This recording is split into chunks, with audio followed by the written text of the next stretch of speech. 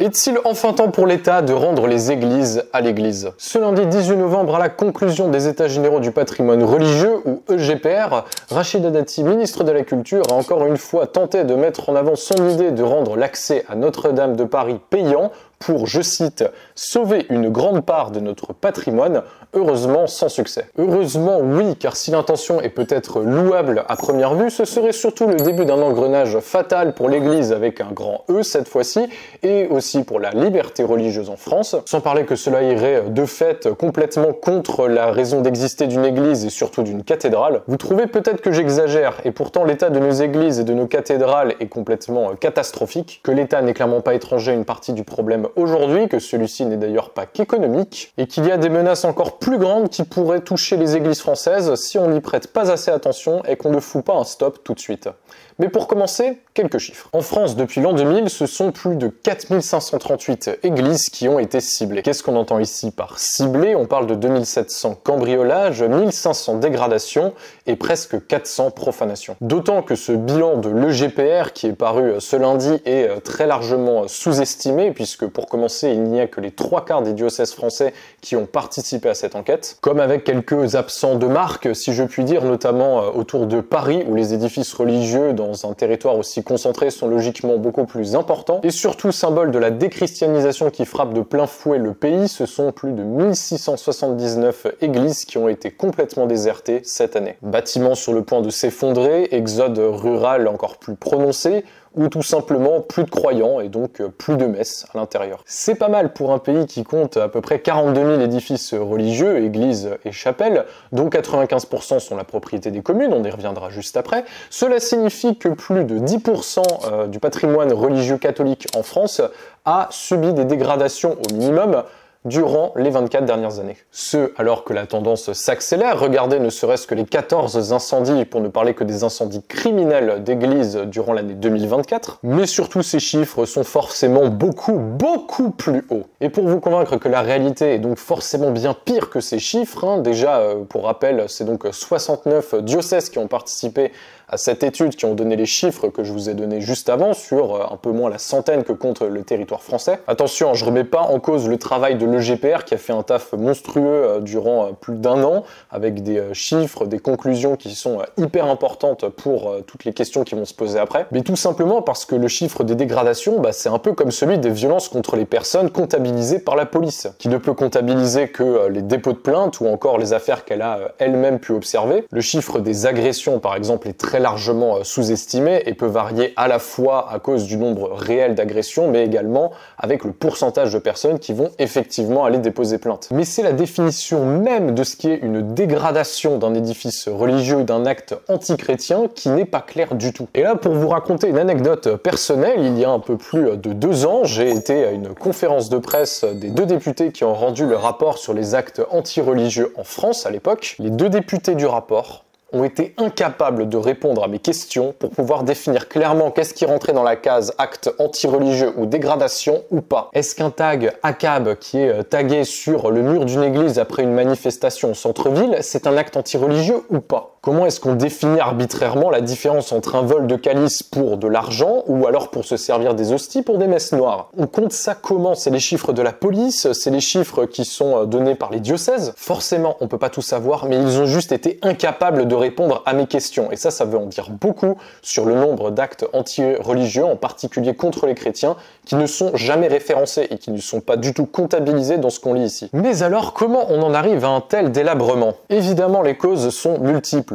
Premièrement, la sécularisation, qui fait qu'il y a beaucoup moins de personnes qui fréquentent les églises, et également qui vont financer l'église, à savoir l'église avec un grand E ainsi que les bâtiments. Également la recomposition géographique du territoire qui fait que non seulement des milliers d'églises ont été laissées à l'abandon tout simplement parce qu'il n'y a plus d'habitants autour ou plus assez, et ce qui explique d'ailleurs aussi que plus de 2000 églises ont été construites depuis 1905 pour s'adapter tout simplement à la recomposition géographique du territoire et qui sont d'ailleurs les seuls à appartenir vraiment à l'église catholique. On va y revenir. Mais on peut aussi parler tout simplement du respect du sacré qui est en chute libre, et ça concerne les édifices catholiques, mais plus largement chrétiens, musulmans, appartenant à d'autres confessions. Dans notre génération, il y a de moins en moins de personnes qui font une différence symbolique entre une école, une église, une mosquée ou un stade de foot. Sans compter les personnes qui font des actes contre le catholicisme pour ce qu'il est, tout simplement. Car l'héritage chrétien du pays alors faisait que, même en étant un anticlérical ou athée farouche, il y avait un certain respect envers ces édifices qu'on n'a plus du tout aujourd'hui. Et enfin, dernier critère, évidemment, les sous-sous pour assurer la sécurité, l'entretien et la rénovation de ces bâtiments.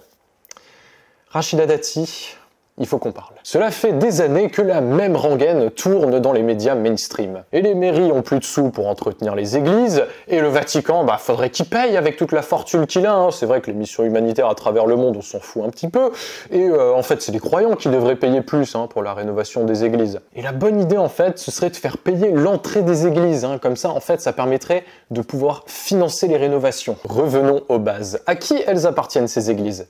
À 95% perdu, ce n'est pas à l'Église avec un grand E, mais bien à l'État, plus particulièrement aux communes. Il est important de se rappeler qu'en 1905, période d'ailleurs toujours mystifiée comme étant le début des bons rapports entre l'Église et l'État, comme quoi un bon équilibre aurait été trouvé. Enfin bon, sauf en Alsace-Moselle qui n'a pas voulu appliquer la laïcité, mais qui a gardé le concordat. Sauf en Guyane. Sauf en Polynésie française.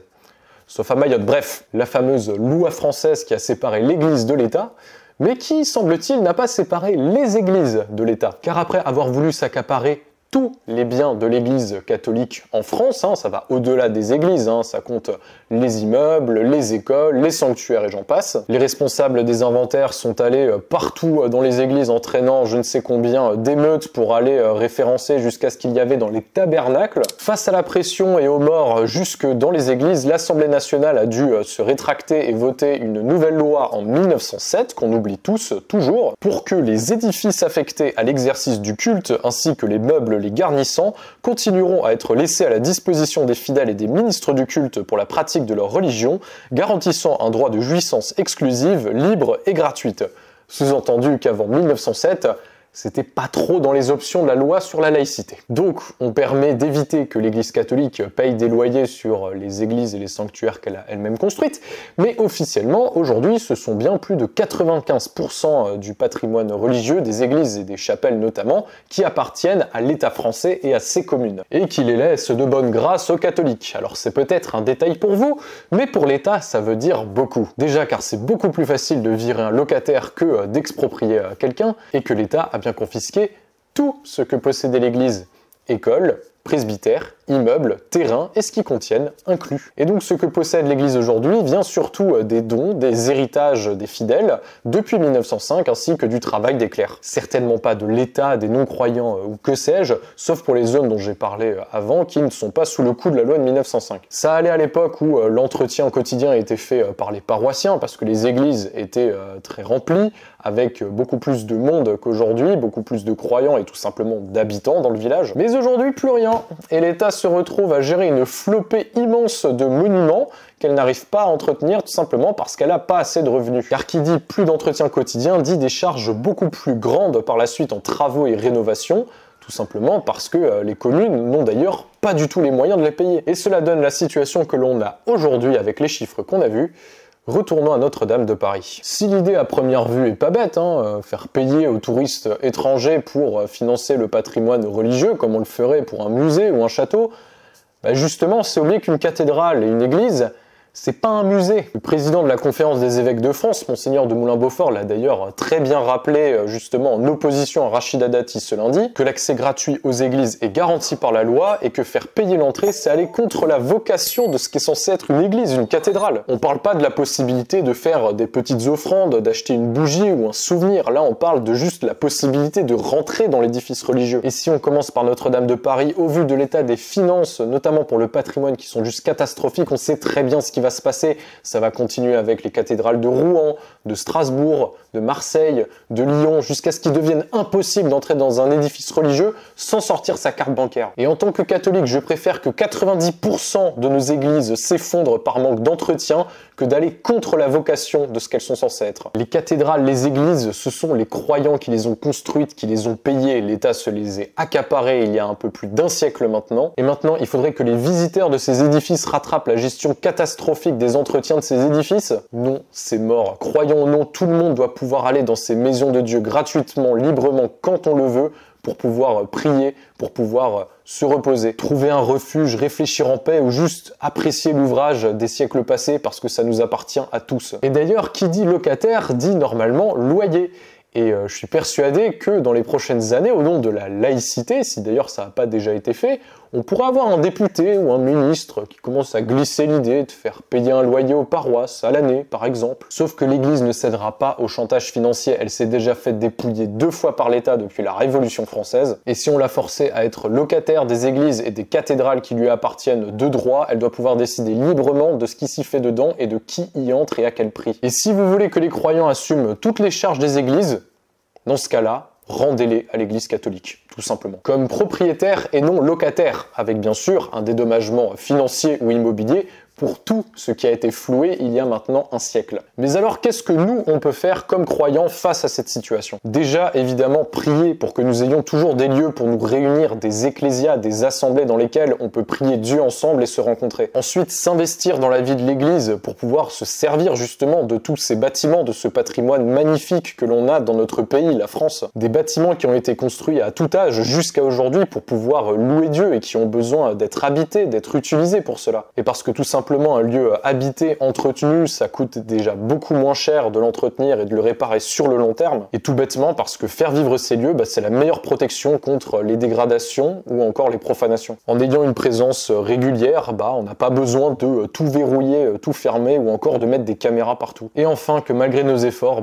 tout ne sera pas sauvé. Les églises, elles sont magnifiques, mais ça reste des constructions humaines et comme toutes les autres, elles finissent par s'effondrer, par s'écrouler, ne plus être entretenues. Mais une autre vérité se confirme à travers les âges, c'est qu'en tant que croyant, on le sait, l'Église avec un grand E, elle subsiste toujours et elle traverse les âges. Alors c'est important d'entretenir les églises de notre temps, mais il ne faut jamais oublier l'Église avec un grand E. C'est elle qu'on doit entretenir durant toute notre vie comme croyant. Merci d'avoir regardé cette vidéo, n'hésite pas à la partager si elle t'a plu et si justement la situation de ces églises te tient à cœur, si tu es inquiet pour les églises françaises et pour ce qu'on pourrait en faire. Vous êtes très nombreux à regarder cette vidéo sans être abonné ou à ne plus recevoir les notifications, ça je l'ai vu dans certains commentaires, donc n'hésitez pas à vous abonner et surtout à activer la cloche, ça c'est important pour être sûr de recevoir les vidéos. En ce moment le rythme est plutôt pas mal, on poste toutes les semaines sur Ictus, donc vraiment n'hésite pas à t'abonner pour avoir du contenu de qualité qui parle de l'actualité de l'église. Allez, on se retrouve très vite avec la réouverture de Notre-Dame de Paris. J'ai des gros projets qui arrivent, mais pour le moment, je vous en dis pas plus. À très vite sur Ictus. Salut!